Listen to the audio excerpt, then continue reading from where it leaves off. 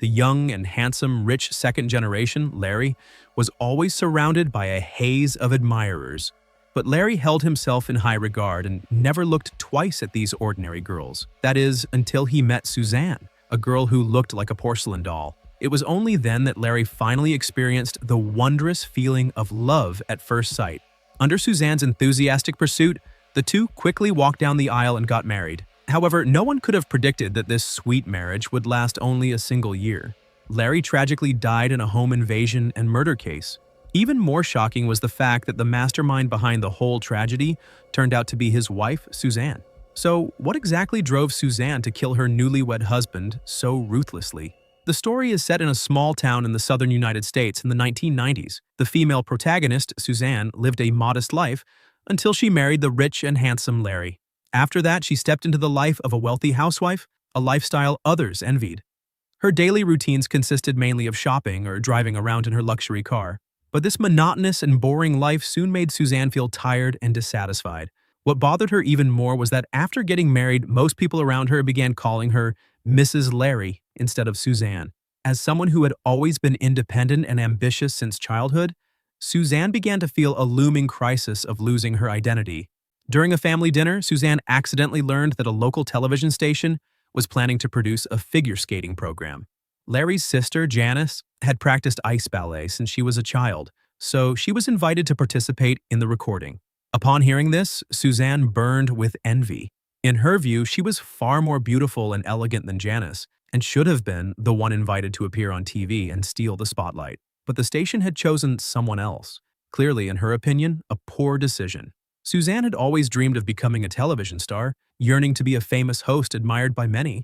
Now, as that dream seemed to drift further away, seeing her sister-in-law Janice getting closer to fame stirred a bitter resentment within her.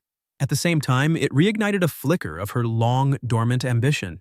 About 2 weeks later, Suzanne leveraged her in-laws' connections to secretly meet a TV producer at a bar. The man was a domineering, middle-aged guy.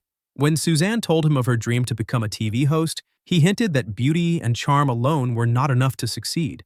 One had to be willing to accept the industry's unspoken rules. As he spoke, the producer's wandering hand landed on Suzanne's thigh. Suzanne got the message. That night, she satisfied the producer's personal desires and, in return, received a letter of recommendation from him. With that recommendation in hand, Suzanne successfully joined a small local TV station as the host of a late-night weather forecast segment. Although it was a marginal program, she still won widespread praise from viewers thanks to her charming appearance and elegant speech. Naturally, Suzanne wasn't satisfied with such a minor success. In order to further raise her public profile, she decided to lead the production of a documentary focusing on teenage mental health. To do this, Suzanne visited a local high school and recruited 3 students to assist as volunteers in the filming process. These students were Jimmy, a notorious troublemaker at school, Russel, another problem student, and Lydia, a slightly chubby, long-haired girl. For the next 2 weeks, Suzanne was constantly busy, either writing the script for the documentary or filming scenes with the 3 volunteers.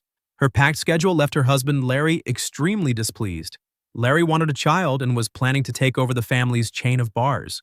His parents hoped he would run the business, so he asked Suzanne to quit her job at the TV station. That way, she could prepare for pregnancy and also help manage the bar. But Suzanne flatly refused. Now that her dreams had been reignited, she wasn't willing to give up her career to become her husband's subordinate. At the same time, she wasn't eager to divorce him either. After all, leaving Larry would mean breaking away from a wealthy and influential family. Faced with Larry's repeated attempts to pressure her into submission, Suzanne began to contemplate a dark idea. Eventually, she hatched a diabolical plan: kill Larry. By removing this obstacle from her path, she could fully pursue her dreams while inheriting Larry's mansion and wealth. That way, she'd have both the freedom and the funds to build the career she wanted. Once she made up her mind, Suzanne had no intention of doing the killing herself. Instead, she planned to manipulate Jimmy, one of the students helping with the documentary, into committing the murder. Suzanne had already noticed that Jimmy was infatuated with her. From the first time they met at school, Jimmy deliberately kept dropping his pen on the ground, each time using the chance to peek under Suzanne's skirt. During the filming process, his eyes never left her. His gaze clung to her body, unable to tear away. Suzanne recognized the danger and the opportunity. Jimmy, with his reckless lust and lack of brains, was the perfect scapegoat. Having chosen her target, Suzanne waited until Larry was at work one day. Then, under the pretense of discussing filming material, she invited Jimmy to her home. To avoid arousing suspicion, she also invited Lydia. Once both students arrived, Suzanne deliberately sent Lydia out to walk her dog. As soon as Lydia left, Suzanne began flirting seductively with Jimmy, whose nervousness and discomfort were visible. He naturally couldn't resist Suzanne's temptation and soon gave in to her seduction. The two became physically entangled, just as Lydia returned from walking the dog and caught them in the act. Surprisingly, Suzanne remained calm and unfazed. She had already noticed that Lydia lacked affection growing up, and as long as she received enough kindness and attention, she would become completely obedient. After Suzanne coaxed her with sweet and affectionate words, Lydia quickly came to see Suzanne as a kind and trustworthy big sister, and she voluntarily agreed not to tell anyone about what she had seen between her and Jimmy. In the following month, Suzanne frequently had secret rendezvous with Jimmy, while Lydia loyally acted as their cover. Before long, Jimmy's initial lust for Suzanne evolved into genuine infatuation and deep affection. When Suzanne saw that the time was ripe, she launched the murder plan.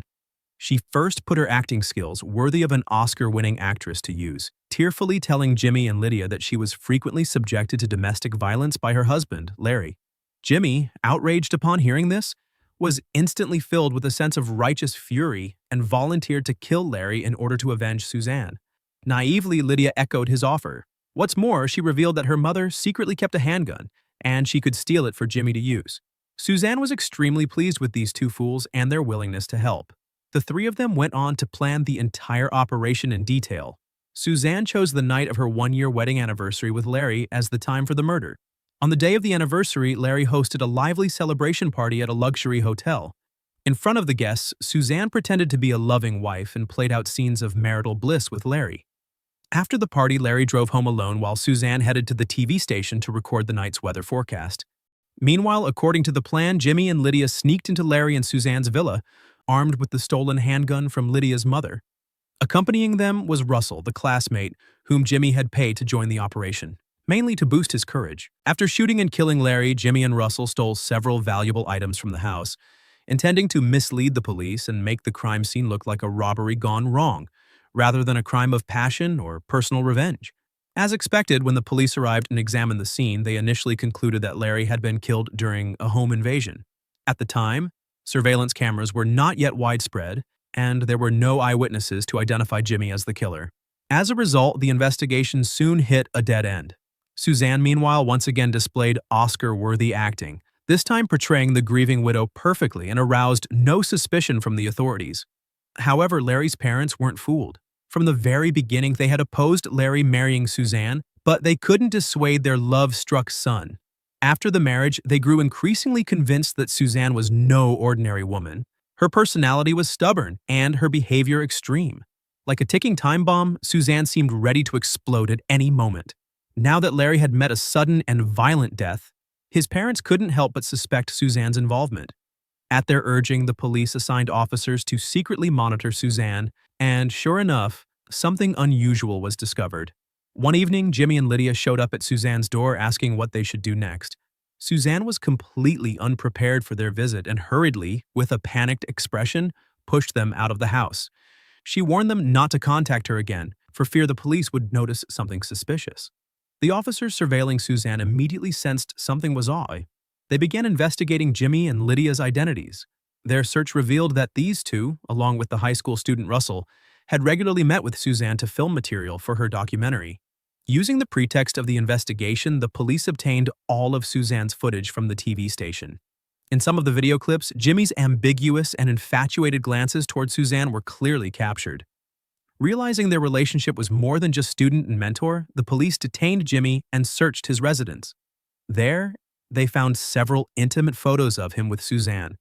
Under interrogation, Jimmy admitted to shooting Larry. However, he denied being incited by Suzanne. In Jimmy's mind, killing Larry was an act of justice, since Larry had supposedly abused his wife.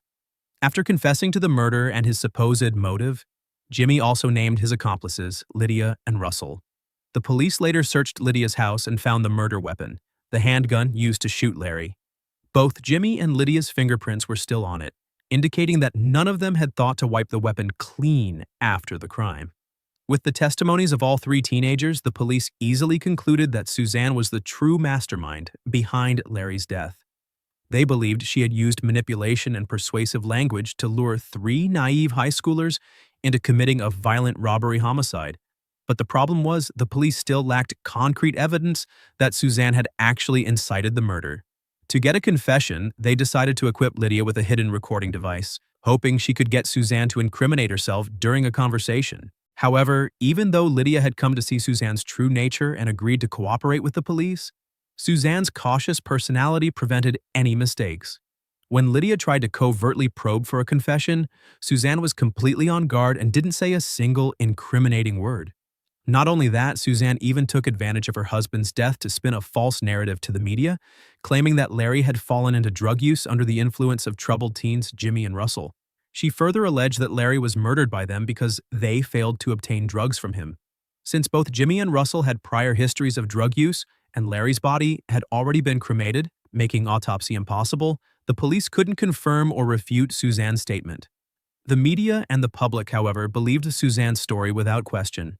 Thanks to this sensational narrative, Suzanne's fame skyrocketed, and she quickly became a household name in local television circles. Not long afterward, a middle-aged man claiming to be a film producer approached her, saying he wanted to create a movie tailored just for her. Of course, he mentioned there would be certain industry rules she'd need to accept. Suzanne, already experienced in such dealings, gladly agreed. The next day, she went alone to a lakeside villa in the suburbs to meet this man. However, she discovered that the so-called producer wasn't a filmmaker at all. He was a hired hitman. It turned out that Larry's father had learned from the police that Suzanne had likely manipulated the three students into murdering his son. But due to lack of evidence, the police could not take legal action. Enraged and desperate, Larry's father paid a gangster to assassinate Suzanne. The killer lured her to a villa owned by Larry's family, and when Suzanne arrived on time, he swiftly strangled her to death. He then hid her body beneath the frozen surface of the lake next to the villa. With Suzanne's sudden disappearance, the fame she had so carefully cultivated quickly faded, and she was soon forgotten by the gossip-hungry public. As for the three students, Lydia and Russell received reduced sentences due to their cooperation and remorse. Jimmy, who remained unrepentant and deluded, was sentenced to life imprisonment. In prison, Jimmy would often think longingly of Suzanne, the mature woman who once gave him a fleeting moment of warmth. To Die For, released way back in 1995, is relatively simple in terms of plot, a signature feature of Hollywood thrillers of that era. In this particular film, Nicole Kidman's character is especially intriguing. In real life, people like her, those who are emotionally detached, lack moral constraints, and obsessively chase personal desires, are not rare.